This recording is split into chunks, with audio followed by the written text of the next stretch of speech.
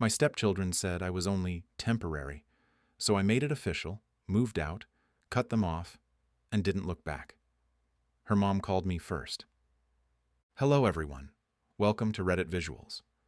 I used to think love and effort could make people love you back, but now I know some people are just waiting for you to leave so they can say they never needed you anyway.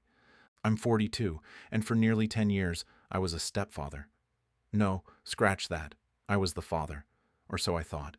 I gave my all, not just to their mom, Karen, but to her kids, Jordan and Lexi.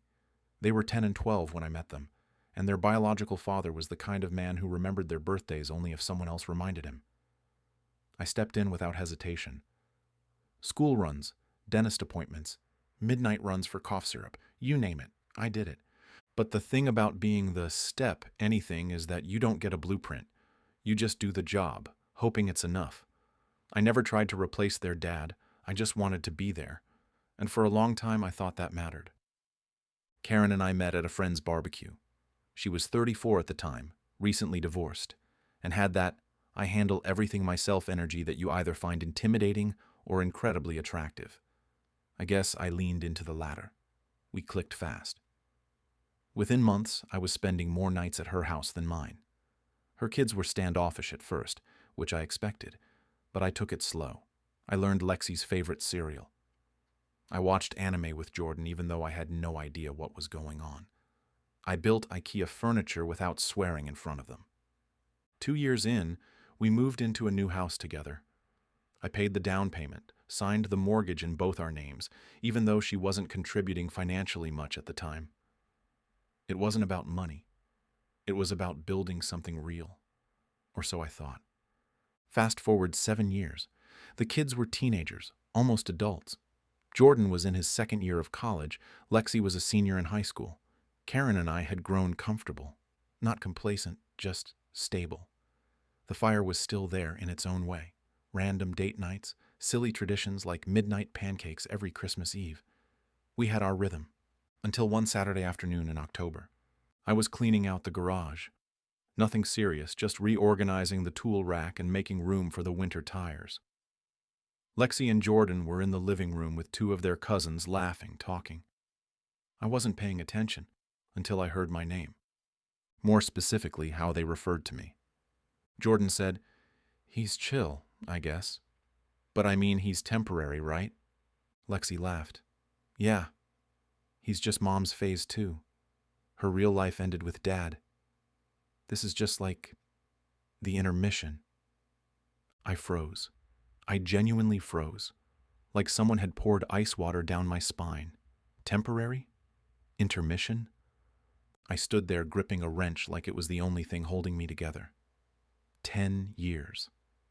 I had taken them to emergency rooms, sat through orchestra recitals, driven across the state to visit colleges. I was just a phase? I didn't confront them, not then. I waited. I waited for Karen to come home. I told her what I heard.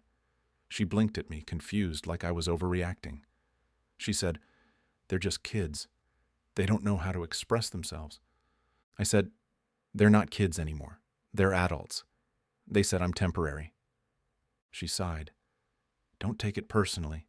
They probably didn't mean it like that." And that right there, "don't take it personally," was the moment something in me shifted. Because if she wasn't going to stand up for me, defend me, even acknowledge how that felt, then maybe I was temporary after all. The next morning, I made pancakes, like always. Jordan came downstairs, headphones in. Lexi was on her phone. I placed the plates in front of them, sat down and asked, "Do you 2 see me as your dad?" They both looked up, startled. Jordan muttered, "I mean, you've been around." Lexi shrugged. "You've been cool. We appreciate you." "Appreciate me, not love, not see, just appreciate." I nodded, said nothing, ate my pancakes, smiled. That week, I started moving things into storage. Quietly. My tools, my books, my late father's watch collection. On Thursday, I emailed Karen the mortgage transfer papers. I offered to sign over the house to her, clean. I had paid for it, but I didn't want the house. I wanted peace. She called me crying, said I was overreacting, said I was hurting the kids. I said, no, I'm showing them what temporary looks like. That Friday I left. Rented a small apartment near the edge of town. Clean, quiet, mine. I didn't tell anyone where I went. Just packed a bag and walked out the front door like I was headed to work. 3 days passed. Silence. Then Karen called. Her voice was shaky but not apologetic. Just confused. "Why are you doing this?" she asked. I said, "Because I spent a decade proving I loved you and your kids. I showed up every day, and you let them reduce me to a placeholder. You didn't correct them.